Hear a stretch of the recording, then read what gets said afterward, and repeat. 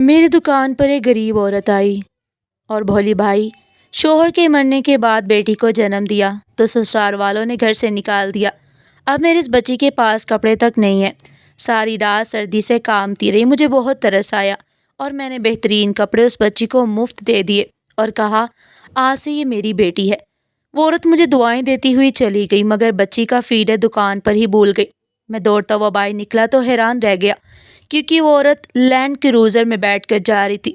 ابھی تھوڑی دیر گزری تھی کہ میرے ہوش اڑ گئے جب میں اس وقت اپنی شاپ پر موجود تھا۔ موبائل کان سے لگا کر میں اپنی بیوی کو بار بار فون کر رہا تھا تاکہ اپنی بیٹی کی خیریت معلوم کر سکوں، مگر اس کا نمبر مسلسل بن جا رہا تھا۔ میری شاپ ایک بہت بڑے اور مشہور پلازے میں تھی جو شہر کی معروف شاہراہ پر واقع تھا۔ یہاں ہر وقت لوگوں کا رش رہتا۔ اس پلازے میں تقریباً 1000 کے قریب دکانیں تھیں اور ایسی کوئی چیز نہیں تھی جو یہاں سے نہ ملتی ہو۔ اسی وجہ سے دور دراز علاقوں سے لوگ ہر وقت یہاں آتے رہتے تھے۔ میری شاپ سب سے نچلے فلور پر اور عین مال کے انٹرنس کے قریب تھی۔ اس پلازے کا مالک میرا قریبی دوست اور کزن ذیشان تھا جو یہاں کم ہی آتا تھا۔ اس کی غیر موجودگی میں زیادہ تر معاملات میں ہی دیکھتا، یہاں تک کہ پلازے کے تمام کیمروں کا کنٹرول بھی میری شاپ پر ہی تھا۔ میں اپنی دکان پر بیٹھ کر ہر آنے جانے والے پر نظر رکھ سکتا تھا کہ کون آ رہا ہے، کون جا رہا ہے، کون کہاں جا رہا ہے۔ سب کچھ میری آنکھوں کے سامنے ہوتا۔ میری شاپ پر بچوں کے گرمی اور سردیوں کے کپڑے اور دیگر ضروری اشیاء موجود تھی، مگر اس وقت مجھے اپنی بیٹی علیزے کی شدید فکر لاحق تھی کیونکہ صبح جب میں گھر سے نکلا تو اسے تیز بخار تھا اور اب نہ جانے اس کی حالت کیسی ہو گئی ہوگی۔ انہی کے حالات میں گم تھا کہ ایک عورت کی آواز پر میری توجہ اس کی طرف ہوئی۔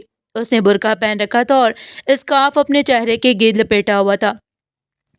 اس کی آنکھوں میں آنسو تھے اور وہ مجھے دیکھ رہی تھی۔ دیکھنے میں وہ ایک پڑھی لکھی اور خوبصورت عورت لگ رہی تھی۔ میں نے نظر جھکاتے ہوئے پوچھا جی میڈم کیا چاہیے؟ اس نے رندی ہوئی آواز میں کہا میں غریب عورت ہوں، میرے سسرال والوں نے مجھے گھر سے نکال دیا۔ کچھ دن پہلے میری بیٹی پیدا ہوئی ہے، بیٹی کے جرم میں انہوں نے مجھے دربدر کر دیا۔ اب میری بچی کے پاس نہ پہننے کو کپڑے ہیں اور نہ کوئی ضروری سامان، میرے پاس تو پھوٹی کوڑی بھی نہیں ہے۔ میں آپ کے پاس مدد مانگنے آئی ہوں، خدا کے لیے میری مدد کر دے۔ اپنی بات ختم کرتی وہ سسک سسک کر رونے لگی۔ اسے اس حال میں دیکھ کر میں دل میں بے پناہ ہمدردی جاگ اٹھی۔ حالانکہ مجھے پیشہ ور بیکاریوں سے سخت نفرت تھی، میں اکثر انہیں ڈانٹ دیتا اور کہتا کہ محنت مزدوری کیوں نہیں کرتے، مگر اس عورت کو دیکھ کر میرے اصول جیسے ٹوٹ گئے، شاید اس لیے کہ وہ کسی بیکاری جیسی نہیں لگ رہی تھی۔ اس کے انداز اور حلیے سے لگ رہا تھا کہ وہ واقعی مجبور ہے۔ یہی سوچ کر میں نے اسے بچے کے لیے اچھے اچھے کپڑے دے دیے اور پوچھا کہ کیا اس کے علاوہ بھی کچھ چاہیے۔ وہ بولی مجھے اپنی بچی کے لیے دودھ اور چند ضروری چیزیں بھی لینی ہیں، اگر آپ مدد کریں تو میرے دوست داحت کی دکان اوپر والے فلور پر ہے۔ اس کی بات سن کر میرا دل مزید بھر آیا۔ میں نے زاہد کو فون کر کے ساری بات سمجھائی اور کہا کہ جو کچھ بھی عورت لے اسے دے دینا، میں خود ادائیگی کر دوں گا۔ وہ عورت میرا شکریہ ادا کر کے اوپر چلے گئی۔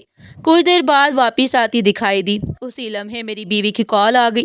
اس نے روتی ہوئی آواز میں بتایا کہ لیزے کی طبیعت بہت زیادہ خراب ہو گئی ہے، خدا کے لیے فوراً گھر آ جائے، میں اسے اکیلے ہسپتال نہیں لے جا سکتی۔ اس کی آواز سن کر میں مکمل طور پر بدحواس ہو گیا۔ وہ عورت بھی شکریہ ادا کر کے وہاں سے نکل گئی۔ تبھی میری نظر کاؤنٹر پر پڑی جہاں وہ عورت اپنی بچی کا فیڈر بھول گئی تھی۔ میں فوراً باہر نکلا اور اپنے ملازم کو دکان سنبھالنے کا کہہ کر تیزی سے باہر آیا تو دیکھا وہ عورت ایک بڑی سی گاڑی میں بیٹھ رہی تھی۔ یہ منظر دیکھ کر میرے قدموں تلے سے زمین نکل گئی۔ اگر وہ اتنی امیر تھی تو پھر مجھ سے مانگنے کی کیا ضرورت تھی؟ میں انہیں سوچوں میں گم اپنی گاڑی لے کر گھر پہنچا اور بیوی اور بیٹی کو لے کر ہسپتال روانہ ہو گیا۔ راستے میں میرے ملازم کی کال آئی۔ وہ روتی آواز میں بتا رہا تھا کہ سر پلازے میں آگ لگ گئی ہے، ہر طرف آگ پھیلی ہوئی ہے، لاکھوں کا نقصان ہو رہا ہے، قیمتی جانیں ضائع ہو رہی ہیں۔ میں حیران رہ گیا کیونکہ جب میں یہاں سے نکلا تھا سب کچھ بالکل ٹھیک ٹھاک تھا، پھر اچانک ایسا کیا ہو گیا کہ چند ہی منٹوں میں سب کچھ جل کر راکھ ہو گیا۔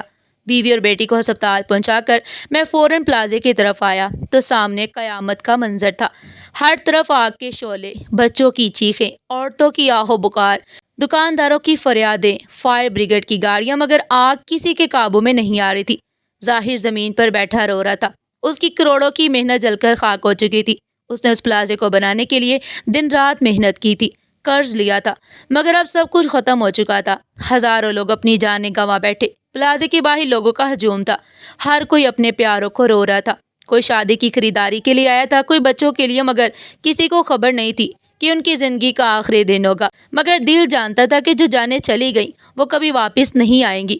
میں پاگلوں کی طرح اس ملبے پر زاہد کو تلاش کر رہا تھا اور پھر وہ جلی ہوئی حالت میں ریسکیو کرنے والوں کو مل گیا۔ اس کی حالت بہت زیادہ خراب تھی، وہ موت کے منہ کے قریب پہنچ چکا تھا۔ جب میری نظر اس پر پڑی تو میں اور ذیشان اس کی طرف لپکے تھے۔ جلدی سے ایمبولینس میں ڈال کر ہم اسے ہاسپٹل لے کر چلے گئے۔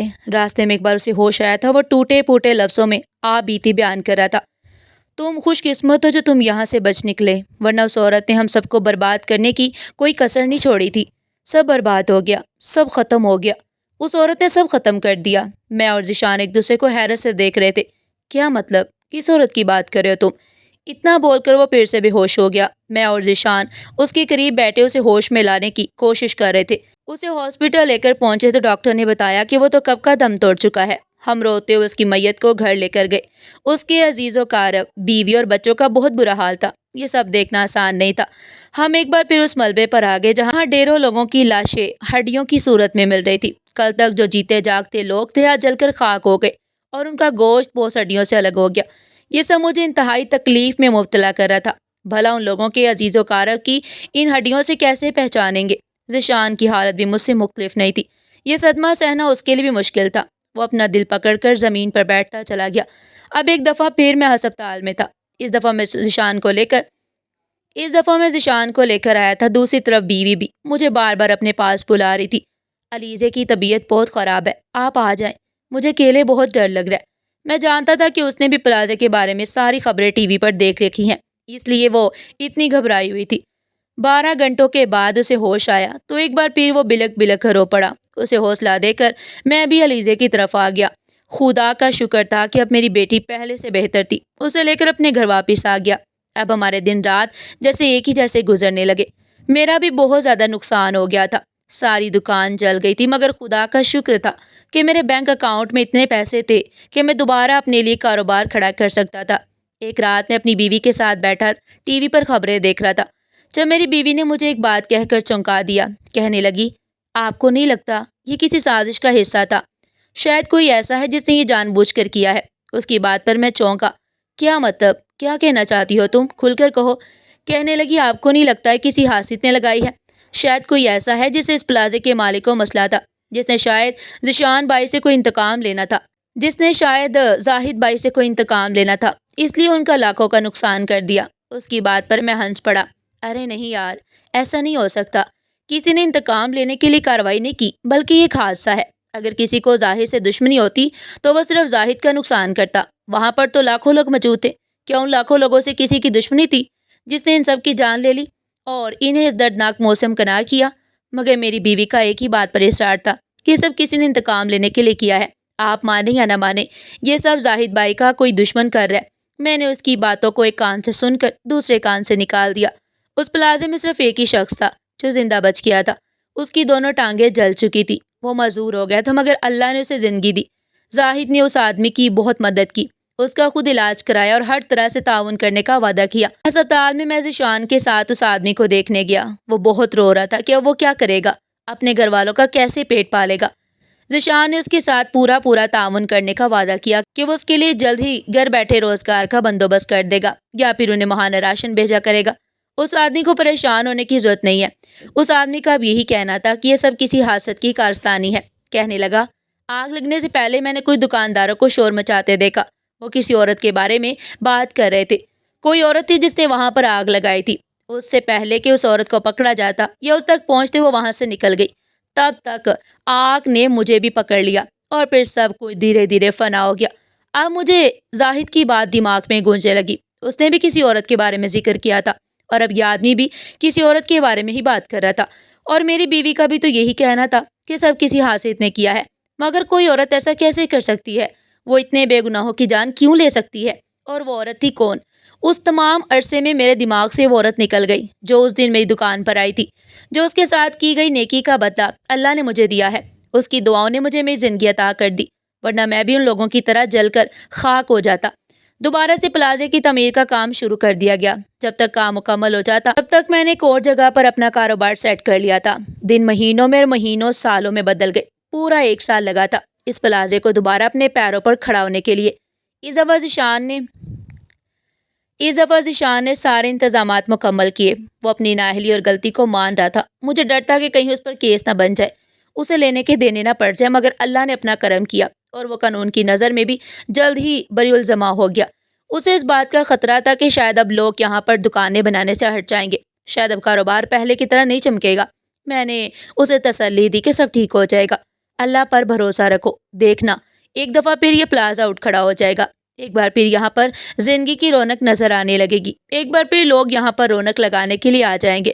میرے دل میں اور بھی باتیں تھی جو ذیشان کو دوبارہ سے اپنے قدموں پر کھڑا کرنے پر مجبور کر گئی۔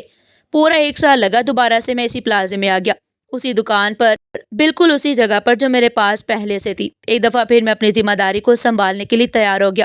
کیمروں کا کنٹرول بھی میری ہی شاپ میں تھا، کیونکہ ذیشان زیادہ تر اپنے کارخانے میں موجود ہوتا تھا اور یہاں پر اگر کوئی مسئلہ ہو جاتا تو اس مسئلے کو میں ہی حل کرتا تھا۔ وہ دن جب ہم لوگوں نے نئے سرے سے پلازے کو شروع کیا تو تب ذیشان نے کہا، دیکھو اگر کوئی بھی بات ہو جائے تو مجھے لازمی فون کرنا، اللہ نہ کرے کہ دوبارہ ایسا کوئی حادثہ ہو، لیکن اگر ایسی کوئی صورتحال پیش آ جائے تو یہاں سے باہر مت نکلنا، بلکہ پہلے لوگوں کو یہاں سے باہر نکالنا۔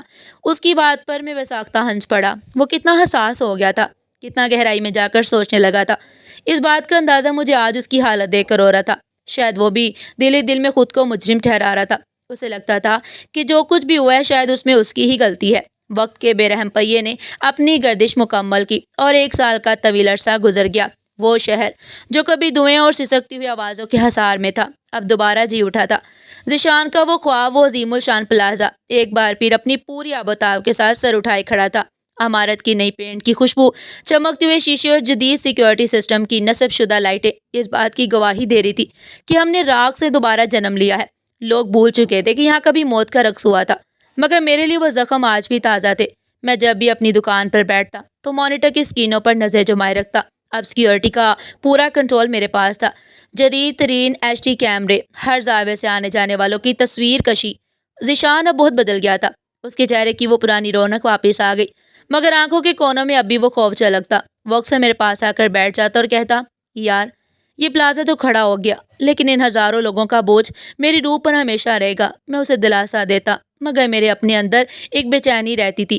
دکان ایک بار پھر آباد ہو چکی تھی، مگر دل کے کسی کونے میں ایک خوف اب بھی زندہ تھا۔ زاہد کی جگہ اب اس کے ایک کزن نے سنبھال لی تھی، مگر اس کا خالی پن مجھے تڑپاتا تھا۔ پھر ایک دن جب سورج کی تپش ڈھل رہی تھی اور پلازے میں خریداروں کا ہجوم اپنے عروج پر تھا، زندگی نے ایسا موڑ لیا جس کا میں نے تصور بھی نہیں کیا۔ میں اپنی دکان کے کاؤنٹر پر بیٹھا کچھ حساب کتاب کر رہا تھا کہ اچانک فضا میں وہی جانی پہچانی خوشبو پھیلی۔ شاید یہ میرا وہم تھا۔ میں سر اٹھا کر سامنے دیکھنے پر میرے ہاتھ سے قلم چھوٹ گیا۔ وہ وہی عورت تھی، وہی سیاہ برقع، وہی اسکارف، جس نے چہرے کو اس طرح ڈھانپ رکھا تھا کہ صرف آنکھیں نظر آ رہی تھی، اور وہی آنکھوں میں چھپا ہوا مصنوعی دکھ۔ وہ میری دکان کے سامنے کھڑی تھی۔ ایک لمحے کے لیے مجھے لگا کہ شاید میں کوئی بھیانک خواب دیکھ رہا ہوں، لیکن اس کی آواز نے حقیقت کا احساس دلا دیا۔ بھائی صاحب، پہچانا مجھے؟ اس کی آواز میں وہی لرزش تھی، وہی بے بسی جو 1 سال پہلے تھی۔ میرا دل زور زور سے دھڑکنے لگا۔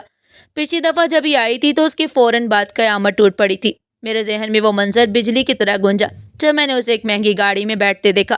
میں نے اپنی حواس جمع کیے، چہرے پر مسکراہٹ سجائی اور بڑی مہارت سے اپنے اندر کے طوفان کو چھپایا۔ جی بہن، کیوں نہیں، کیسے بھول سکتا ہوں، آپ کیسی ہیں اور آپ کی بیٹی کیسی ہے؟ میں نے بڑی اپنائیت سے پوچھا، مگر میری نظریں اس کی ہر حرکت کا جائزہ لے رہی تھی۔ وہ سسکنے لگی اور بولی، کیا بتاؤں بھائی صاحب، نصیب ہی خراب ہے۔ وہ بیٹی جس کے لیے میں نے آپ سے مدد لی تھی نا، وہ آج ہسپتال کے چکروں میں ہے۔ سسرال والوں نے عدالت میں کیس کر دیا۔ میرے پاس تو وکیل کی فیس کے پیسے بھی نہیں ہیں۔ میں دوبارہ آپ کے پاس آئی ہوں، اللہ کے لیے میری لاج رکھ لیں۔ میں بہت مجبور ہوں۔ میں حیران رہ گیا کہ کوئی انسان اتنی مہارت سے جھوٹ کیسے بول سکتا ہے۔ اگر وہ اتنی غریب تھی تو وہ بڑی گاڑی کہاں سے آئی؟ وہ قیمتی جوتے جو اس کے برقعے کے نیچے سے ہلکے سے جھلک رہے تھے، وہ کسی غریب کے نہیں ہو سکتے۔ میں نے سوچا اگر میں نے اسے ابھی ٹوکا تو سچ کبھی سامنے نہیں آئے گا۔ مجھے یہ جاننا تھا کہ اس نقاب کے پیچھے چھپا ہوا اصل چہرہ کیا ہے، اور یہ عورت بار بار کسی پلازے کا رخ کیوں کرتی ہے۔ آپ پریشان نہ ہو، میں نے دھیمی آواز میں کہا، انسان یہ سب سے پہلے ہے۔ اب بتائیں میں آپ کی کیا مدد کر سکتا ہوں؟ کہ چہرے پر پھر سے وہی رونق آ گئی۔ میں نے اسے کچھ مہنگے جوڑے نکال کر دیے اور کچھ نقدی بھی اس کے ہاتھ پر رکھی۔ اس نے دعائیں دیتے ہوئے پیسے تو رکھ لیے، لیکن پھر ایک عجیب سی فرمائش کر دی، بھائی صاحب مجھے کچھ موٹے کمبل اور سردیوں کے بستر کا سامان بھی چاہیے۔ اوپر والے پورشن پر سنا ہے بہت اچھا اسٹاک آیا، کیا وہاں کسی سے کہہ کر مجھے کچھ رعایت دلوا سکتے ہیں؟ میرے پاس اتنی ہمت نہیں کہ میں سب سے بھاؤ تاؤ کروں۔ میری چھٹی اس نے فوراً خطرے کا سگنل دیا۔ اوپر والا پورشن جہاں زیادہ تر ہول سیل کے گودام تھے اور جہاں اس وقت لوگوں کا رش کم ہوتا تھا۔ میں نے فوراً فون اٹھایا اور اوپر والے ایک دکاندار کو جو میرا جاننے والا تھا کال کر کے کہا، ایک خاتون آ رہی ہے، ان کا خیال رکھنا۔ وہ شکریہ ادا کر کے دکان سے باہر نکلی۔ میں نے اپنے ملازم کو اشارہ کیا کہ وہ گاہکوں کو سنبھالے اور خود خاموشی سے اس کے پیچھے چل پڑا۔ پلازے میں لوگوں کا رش میری ڈھال بن گیا۔ وہ لفٹ کے قریب گئی مگر پھر اچانک پلٹ کر سیڑھیوں کی طرف بڑھ گئی۔ یہ غیر معمولی بات تھی۔ ایک غریب اور مجبور عورت لفٹ چھوڑ کر 5 منزلیں سیڑھیوں سے کیوں چڑھے گی؟ میں نے جوتے اتار کر ہاتھ میں پکڑ لیے تاکہ میرے چلنے کی آواز نہ آئے۔ میں کسی منجے ہوئے جاسوس کی طرح اس کے پیچھے تھا۔ جیسے جیسے وہ اوپر جا رہی تھی لوگوں کا شور کم ہوتا جا رہا تھا۔ یہاں کا ماحول باقی پلازے سے بالکل الگ تھا۔ یہاں بڑے بڑے ہال تھے جو گودام کے طور پر استعمال ہوتے تھے۔ لمبی راہداریوں میں مدھم روشنی تھی اور ہر جانب خاموشی چھائی ہوئی تھی۔ وہ عورت ایک لمحے کے لیے رکی۔ اس نے گردن گھما کر پیچھے دیکھا۔ میں فوراً ایک بڑے ستون کے پیچھے دبک گیا۔ میرا دل اتنی زور سے دھڑکتا تھا کہ مجھے لگا کہ وہ سن لے گی۔ جب اسے اطمینان ہو گیا کہ کوئی اس کے پیچھے نہیں ہے تو وہ راہداری کی آخری کونے کی طرف بڑھی۔ میں نے دیکھا کہ وہ ایک مخصوص دروازے کے پاس رکی جہاں سیکیورٹی کنٹرول اور فائر سسٹم کی مین لائنیں گزرتی تھی۔ یہ وہ جگہ تھی جہاں پلازے کے خودکار آگ بجھانے والے آلات کا کنٹرول پینل نصب تھا۔ میں دیوار کے ساتھ لگ کر جھانکا۔ جو کچھ میں دیکھ رہا تھا اس پر یقین کرنا مشکل تھا۔ وہ عورت جو تھوڑی دیر پہلے ایک مجبور ماں بنی کھڑی تھی اب انتہائی تیزی اور مہارت سے اپنے بیگ سے کچھ اوزار نکال رہی تھی۔ اس نے برقعے کے اندر سے ایک چھوٹا سا کٹر نکالا اور فائر سسٹم کی تاریں ایک ایک کر کے کاٹنا شروع کر دی تاکہ آگ لگنے کی صورت میں نہ تو الارم بجے اور نہ ہی پانی کے فوارے نکلے۔ میری ریڑھ کی ہڈی میں ایک سنسنی دوڑ گئی۔ یہ کوئی اتفاق نہیں تھا، پچھلی دفعہ بھی یہی ہوا تھا۔ سسٹم نے کام نہیں کیا تھا۔ یہ عورت ایک پیشہ ور مجرم تھی یا پھر کسی بہت بڑے انتقام کا مہرہ۔ اس کے کام کرنے کا انداز بتا رہا تھا کہ اسے اس عمارت کے نقشے کا ایک ایک کونے کا پتہ ہے۔ تارے کاٹنے کے بعد وہ رکی نہیں بلکہ راہداری میں مزید آگے بڑھی جہاں کپڑوں کی بڑے بڑے گٹھے رکھے ہوئے تھے۔ اس نے اپنے بیگ سے پیٹرول کی بوتلیں نکالی جنہیں اس نے بڑی ہوشیاری سے چھپایا ہوا تھا۔ اس نے ان گٹھوں پر پیٹرول چھڑکنا شروع کر دیا۔ پیٹرول کی مخصوص بو ہوا میں پھیلنے لگی اور میری ناک سے ہوتی ہوئی میرے دماغ تک پہنچ گئی جس نے میری پرانی یادوں کے زخموں کو کریت دیا۔ وہ عورت اب بالکل بدل چکی تھی۔ اس نے اپنا اسکارف تھوڑا سا ڈھیلا کیا تو مجھے اس کے چہرے کا ایک حصہ نظر آیا۔ اس کی آنکھوں میں کوئی دکھ نہیں تھا بلکہ وہ ایک بڑی تباہی مچانے کے لیے پوری طرح تیار تھی، جیسے اسے نیچے منزلوں پر شاپنگ کرتے معصوم لوگوں کی جانوں کی کوئی پرواہ نہ ہو۔ میں نے اپنا موبائل فون نکالا اور تھرتھراتے ہاتھوں سے ویڈیو بنانی شروع کر دی۔ یہ ثبوت بہت ضروری تھا ورنہ کوئی میری بات پر یقین نہیں کرتا۔ وہ ماچس کی تیلی نکال کر جلانے ہی والی تھی کہ ایک لمحے کے لیے رک گئی اور اپنے ہاتھ میں پکڑی تیلی کو دیکھنے لگی جیسے وہ آگ کے بھڑکنے کا انتظار کر رہی ہو جو ایک بار پھر سب کچھ راکھ کر دے گی۔ میں وہیں اندھیرے میں چھپا اپنی سانسیں روکے یہ سوچ رہا تھا کہ اس کا اگلا قدم کیا ہوگا۔ وہ یہ سب کیوں کر رہی ہے؟ اس عمارت سے، ذیشان سے یا ان بے گناہ لوگوں سے اس کا کیا بیر ہے؟ پیٹرول کی وہ اب اتنی گہری ہو چکی تھی کہ مجھے ڈر تھا کہیں میرا دم ہی نہ گھٹ جائے۔ وہ عورت پوری طرح اپنے مشن میں مگن تھی اور میں اس ہولناک سچائی کا واحد گواہ جو چند لمحوں بعد ایک نئی قیامت میں بدلنے والی تھی۔ اس خاموش راہداری میں جہاں موت کے سماع کی تیاری ہو رہی تھی میں نے محسوس کیا کہ اصل دشمن کوئی حادثہ نہیں بلکہ یہ عورت اور اس کے پیچھے چھپا وہ نامعلوم محرک جس نے ہزاروں گھر اجاڑ دیے اور اب دوبارہ وہی تاریخ دہرانے والا تھا۔ اوپر والے پورشن کی اس ویران راہداری میں پھیلی پیٹرول کی تیز بو سانسوں میں زہر گھول رہی تھی۔ وہاں موت اور زندگی کے درمیان صرف ایک ماچس کی تیلی کا فاصلہ رہ گیا تھا۔ وہ عورت جس نے مظلومیت کا لبادہ اوڑھ رکھا تھا اب ایک شفاق مجرم کے روپ میں میرے سامنے کھڑی تھی۔ اس کے ہاتھ میں موجود ایک تیلی کسی بھی لمحے ایسی آگ کو جنم دے سکتی تھی جو نہ صرف اس عمارت کو بلکہ ہزاروں خاندانوں کے خوابوں کو راکھ کر دیتی۔ میں نے اپنے موبائل کے کیمرے میں اس کی ایک ایک حرکت کو نہایت خاموشی سے ریکارڈ کر لیا۔ وہ جس مہارت سے فائر سسٹم کی تاریں کاٹ رہی تھی اور جس بے رحمی سے پیٹرول چھڑک رہی تھی وہ سب اب میرے پاس ڈیجیٹل ثبوت کے طور پر موجود تھا۔ ویسے بھی یہ پورا حصہ میرے جدید ترین کیمروں کی زد میں تھا جن کا رخ میں نے خود اپنی شاپ سے اسی طرف کر رکھا تھا۔ جیسے ہی اس نے تیلی رگڑنے کے لیے ہاتھ اٹھایا میرا خون جوش مارنے لگا۔ خاموش رہنے کا وقت ختم ہو چکا تھا۔ میں نے ایک بھرپور جست لگائی اور کسی شکاری کی طرح اس پر جپٹ پڑا۔ اس سے پہلے کہ وہ کچھ سمجھ پاتی یا تیلی جلا پاتی میں نے اس کا وہ ہاتھ مروڑ دیا جس میں ماچس تھی۔ بس بہت ہو چکا۔ تمہارا یہ ناپاک کھیل۔ میری آواز اس ویران راہداری میں زوردار دھماکے کی طرح گونجی۔ وہ عورت بری طرح ہڑبڑا گئی۔ اس کے چہرے سے مصنوعی مظلومیت اور آنکھوں کی وہ مسکینی پل بھر میں غائب ہو گئی اور اس کی جگہ وحشیانہ غصے اور انتقام کی آگ نے لے لی۔ اس نے مجھ سے اپنا ہاتھ چھڑانے کی بھرپور کوشش کی۔ وہ کسی زخمی ناگن کی طرح تلملا رہی تھی۔ مگر میں نے اس کی کلائی کو مضبوطی سے جکڑ رکھا تھا۔ میں اسے گھسیٹتے ہوئے سیڑھیوں کی طرف لے گیا۔ وہ چیختی رہی، بد دعائیں دیتی رہی، اپنے برقعے کو چھڑانے کے لیے ہاتھ پاؤں مارتی رہی، مگر میں نے ایک نہ سنی۔ اسے نیچے لا کر میں نے اسی ہال میں ذیشان کو فوراً اپنی شاپ پر بلایا۔ اس پلازے کا دشمن پکڑا گیا ہے، جلدی آؤ۔ اور تم یقین نہیں کرو گے کہ وہ کون ہے۔ دوسری کال میں نے پولیس کو کی اور انہیں صورتحال کی سنگینی سے آگاہ کیا۔ کس طرح ایک بڑی تباہی کو عین آخری لمحے ٹال دیا گیا۔ ذیشان کی واپسی اور ماضی کا ہولناک سامنا۔ چند ہی منٹوں میں ذیشان ہامتا ہوا میں دکان پر پہنچا۔ اس کے چہرے پر ہوائیاں اڑ رہی تھی اور ماتھے پر پسینے کی بوندیں چمک رہی تھی۔ جیسے اس کی نظر اس عورت پر پڑی جو اب سیکیورٹی گارڈ کے پہرے میں زمین پر بیٹھی کراہ رہی تھی۔ ذیشان کے قدم جیسے زمین میں گڑ گئے۔ اس کے چہرے کا رنگ اڑ گیا اور وہ کسی پتھر کے بت کی طرح ساکت ہو گیا۔ اس کی آنکھوں میں پہچان، دکھ، پچھتاوا اور شدید حیرت کا عجیب امتزاج تھا۔ وہ جیسے حال سے کٹ کر کسی بہت بڑے تلخ اور سیاہ زمانے میں کھو گیا ہو۔ اس کی چہرے کے تاثرات دیکھ کر مجھے اندازہ ہو گیا کہ یہ دشمنی صرف پیسہ ورانہ نہیں بلکہ اس کی جڑیں بہت گہری ہیں۔ نورین، تم؟ ذیشان کی حلق سے صرف یہی ایک لفظ نکل سکا جس میں برسوں کی تڑپ اور گہری تکلیف چھپی ہوئی تھی۔ پولیس بھی موقع پر پہنچ چکی تھی۔ میں نے انسپیکٹر کو وہ ویڈیو دکھائی جو میں نے ابھی بنائی تھی اور اسے کیمروں کے کنٹرول روم میں لے جا کر فوٹیج بھی دکھائی جس میں اس عورت کو فائر سسٹم کے ساتھ چھیڑ چھاڑ کرتے اور پیٹرول چھڑکتے صاف دیکھا جا سکتا تھا۔ ثبوت اتنے پختہ تھے کہ نورین کے پاس مکرنے کی کوئی گنجائش نہیں بچی۔ پولیس کی سختی اور چاروں طرف ثبوتوں کے انبار نے اس عورت کا مصنوعی حوصلہ توڑ دیا۔ اس نے پولیس کے سامنے اپنا گناہ تسلیم کر لیا، مگر اس کے لہجے میں پشیمانی کی بجائے، شرمندگی کی بجائے ایک عجیب سی فاتحانہ نفرت تھی۔ اس نے بلند آواز میں چلانا شروع کر دیا، ہاں میں نے کیا یہ سب، یہ آگ میں نے ہی لگائی تھی اور آج میں اس عمارت کو جلا کر راکھ کر دینا چاہتی تھی۔ میں ذیشان کو تباہ و برباد دیکھنا چاہتی ہوں۔ میں چاہتی تھی کہ یہ شخص اس دکھ کو محسوس کرے جو میں نے سالوں سے اپنے سینے میں پال رکھا ہے۔ میں نے اسے وہ درد دینا چاہا جو اسے مجھے دیا تھا۔ اس نے میری طرف مڑ کر نفرت بھری نگاہ ڈالی اور کہا، میں تمہارے پاس اس لیے آتی تھی تاکہ تمہیں اپنی باتوں میں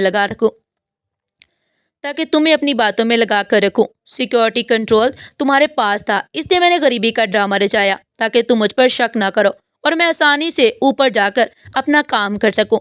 پچھلی دفعہ بھی میں کامیاب رہی تھی۔ تم لوگوں کی ہمدردی ہی میرا سب سے بڑا ہتھیار بنی تھی، مگر آج تم نے سب برباد کر دیا۔ پولیس اس عورت کو ہتھکڑی لگا کر جیپ میں ڈالنے کے لیے لے گئی، مگر ذیشان وہیں ایک کرسی پر ڈھیر ہو گیا جیسے اس کے جسم سے ساری توانائی نچوڑ لی گئی ہو۔ اس کی آنکھوں سے آنسو جاری تھے۔ اس کے جانے کے بعد میں نے ذیشان کا کندھا تھپتھپایا اور اسے پانی کا گلاس دیا۔ ذیشان، اب بس کرو، مجھے بتاؤ یہ سب کیا ہے؟ وہ عورت کون تھی اور اس کی تمہارے ساتھ ایسی کیا دشمنی ہے کہ وہ ہزاروں بے گناہوں کی جان لینے اور کروڑوں کا نقصان کرنے پر تل گئی؟ میں نے بڑی سنجیدگی سے اس کی آنکھوں میں جھانکتے ہوئے پوچھا۔ ذیشان ایک لمبی اور بھاری آہ بھری اور اپنی آنکھوں سے بہتے آنسو صاف کرتے ہوئے بولنا شروع کیا۔ اس کی آواز میں ایسی لرزش تھی جو صرف برسوں کے دبے ہوئے غم سے پیدا ہوتی ہے۔ یہ نورین ہے، میری یونیورسٹی کی کلاس فیلو۔ ہم دونوں ایک دوسرے سے بہت پیار کرتے تھے۔ ہم نے ساتھ جینے مرنے کی قسمیں وعدے بھی کھائے تھے۔ ہم نے کیسی دنیا کے خواب بنائے تھے جہاں صرف میں اور وہ ہوتے۔ ہم نے سوچا تھا کہ تعلیم مکمل کرنے کے بعد ہم شادی کر لیں گے۔ نورین ایک بہت ہی غریب گھرانے سے تعلق رکھتی تھی۔ اس کے والد ایک معمولی کلرک تھے، لیکن اس کی خودداری، اس کی معصومیت نے میرا دل مو لیا۔ میں نے اسے ہمیشہ یہ یقین دلایا تھا کہ ہماری محبت کے درمیان کبھی کوئی دیوار نہیں آئے گی۔ ذیشان تھوڑی دیر کے لیے رکا، جیسے ان یادوں کو ترتیب دے رہا ہو جو اسے بہت گہرائی میں دفن کر دی تھی۔ جب میں نے اپنے گھر والوں کو اس کے بارے میں بتایا تو میرے ماں باپ نے صاف انکار کر دیا، بلکہ انہوں نے نورین کی بے عزتی کی، اور وہ ایک امیر و خاندانی گھرانے کی بہو چاہتے تھے جو ان کے سماجی رتبے کے مطابق ہو، ان کے سٹیٹس کے مطابق ہو۔ انہوں نے نورین کی غریبی کا مذاق اڑایا اور مجھ پر دباؤ ڈالا کہ اگر میں نے اس سے شادی کی تو مجھے جائیداد سے آگ کر دیا جائے گا اور میرا اس گھر میں کوئی مقام نہیں رہے گا۔ میں نے بہت کوشش کی، بہت لڑائی جھگڑا کیا، میں نے بغاوت کرنے کی بھی کوشش کی، لیکن آخرکار نورین کو لگا کہ میں نے اس کے ساتھ بے وفائی کی ہے، کہ میں نے اپنے خاندان، اپنی وراثت اور اپنی دولت کے لیے اسے چھوڑ دیا ہے۔ اسے لگا کہ میں نے اسے ایک بوجھ سمجھ کر اپنی زندگی سے جھٹک دیا ہے۔ اس نے مجھے کبھی معاف نہیں کیا۔ اسے لگا کہ میں نے اسے دھوکہ دیا ہے۔ نورین نے غصے، صدمے اور انتقام کی آگ میں جلتے ہوئے ایک بہت امیر مگر عمر رسیدہ آدمی سے شادی کر لی۔ وہ اپنی زندگی میں بظاہر مگن ہو گئی۔ اس کے پاس دولت آ گئی، گاڑی آ گئی، بنگلہ آ گیا، لیکن اس کے دل میں چھپی نفرت کی آگ کبھی ٹھنڈی نہیں ہوئی۔ اسے لگا کہ یہ پلازا، یہ میری کامیابی، میرا بزنس امپائر، یہ سب اس کی غریبی کے زخموں پر نمک چھڑکنے کے لیے ہے۔ اس نے اپنی تمام تر دولت اور وسائل کو صرف ایک ہی مقصد کے لیے استعمال کرنا شروع کر دیا، اور وہ مقصد تھا میرا سکون تباہ کرنا اور میری ہر کامیابی کو مٹی میں ملا دینا۔ پچھلی دفعہ جب اس نے آگ لگائی تو اسے لگا کہ اس نے مجھے برباد کر دیا، مگر جب میں دوبارہ سنبھلا تو مجھے عورت کی اس مہنگی گاڑی اور اس کے بدلتے ہوئے روپ کا راز سمجھ آ گیا تھا۔ وہ غریب نہیں تھی، وہ تو انتقام کی ماری ہوئی ایک ایسی عورت تھی جس نے اپنی پوری زندگی صرف نفرت کی آگ میں گزار دی۔ اسے اس بات کا احساس تک نہیں تھا کہ اس کے اس جنون نے پچھلی دفعہ کتنے ہی معصوم بچوں کو یتیم اور کتنی عورتوں کو بیوہ کر دیا۔ اس کی نظر میں صرف ذیشان کا نقصان اہم تھا، چاہے اس کے لیے اسے ہزاروں جانیں ہی کیوں نہ لینی پڑی۔ نورین کا انجام جب نفرت خود کو کھا گئی۔ نورین کا کیس عدالت میں چلا، میں خود اس کا اہم ترین گواہ تھا، اور میرے پاس موجود ویڈیو فوٹیجز نے اس کی بربادی پر مہر ثبت کر دی۔ اس پر نہ صرف اقدام قتل بلکہ دہشت گردی اور اربوں روپے کے قومی نقصانات کی دفعات لگائی گئی۔ اس کے شوہر نے جو ایک وقت میں ایک بااثر کاروباری شخصیت تھا، جیسی اس کی حقیقت پتہ چلی اس نے فوراً قطع تعلق کر لیا اور اسے طلاق دے دی۔ نورین اب بالکل اکیلی ہو گئی تھی۔ اس کی وہ دولت، وہ گاڑیاں اور وہ روب و دبدبہ جس کے پیچھے چھپ کر وہ یہ کالے دھندے کر رہی تھی، سب خاک میں مل گیا۔ عدالت نے اسے عمر قید کی سزا سنائی۔ جب اسے جیل لے جایا جا رہا تھا تو اس کے چہرے پر اب وہ شیطانی مسکراہٹ نہیں تھی، بلکہ وحشت اور پچھتاوا جھلک رہا تھا۔ وہ عورت جو کبھی دوسروں کو جلا کر راکھ کرنا چاہتی تھی، اب خود اپنی ہی نفرت کی کال کوٹری میں قید ہو چکی تھی۔ اس کی زندگی کا اب کوئی مقصد نہیں رہا۔ ذیشان نے اس واقعے کے بعد اپنے پلازے کا ایک بڑا حصہ ان یتیموں اور بیواؤں کے نام کر دیا جو پچھلے واقعے میں اپنے پیارے کھو چکے تھے۔ اس نے نورین کو تو قانون کے حوالے کر دیا، مگر اپنے دل میں چھپے اس گناہ کو دھونے کے لیے اس نے انسانیت کی خدمت کا راستہ چنا۔ وہ آج بھی کہتا ہے کہ عمارتیں تو دوبارہ بن جاتی ہیں، مگر جو بھروسہ اور جو جانیں چلی جاتی ہیں ان کا مداوع کوئی نہیں کر سکتا۔ پلازے کے باہر زندگی ایک بار پھر رواں دواں تھی، مگر اس دفعہ سیکیورٹی صرف کیمروں کے سپرد نہیں تھی، بلکہ ہم سب زیادہ محتاط تھے۔ نورین کا انجام ہم سب کے لیے ایک سبق تھا کہ انتقام کی آگ چاہے کسی کے لیے بھی جلائی جائے، وہ سب سے پہلے جلانے والے کو ہی اپنی لپیٹ میں لیتی ہے۔ وہ عورت جو مدد مانگنے کے بہانے آئی تھی، اس نے اپنے ایک انتقام کی خاطر لاکھوں لوگوں کی زندگیوں کا سودا کر دیا، صرف اپنے جذبات کی تسکین کے لیے، اور آج خود جیل کی سلاخوں کے پیچھے سڑ رہی ہے۔ اس کا انجام قریب تر ہے۔ یہ کہانی نہیں بلکہ گہرا سبق ہے، ان حاسدوں کے لیے، ان جلنے والوں کے لیے جو کسی کو ہنستا بستا نہیں دیکھ سکتے۔ ناظرین، آپ کو ہماری آج کی کہانی کیسی لگی؟ کمنٹ سیکشن میں اپنی قیمتی رائے کا اظہار ضرور کیجیے گا۔ اس طرح کی مزید سبق آموز کہانیاں سننے کے لیے چینل کو سبسکرائب کریں، ویڈیو کو لائک کریں، زیادہ سے زیادہ شیئر کریں۔ پھر کل ملتے ہیں ایک نئی اور دلچسپ کہانی کے ساتھ، تب تک کے لیے اللہ حافظ۔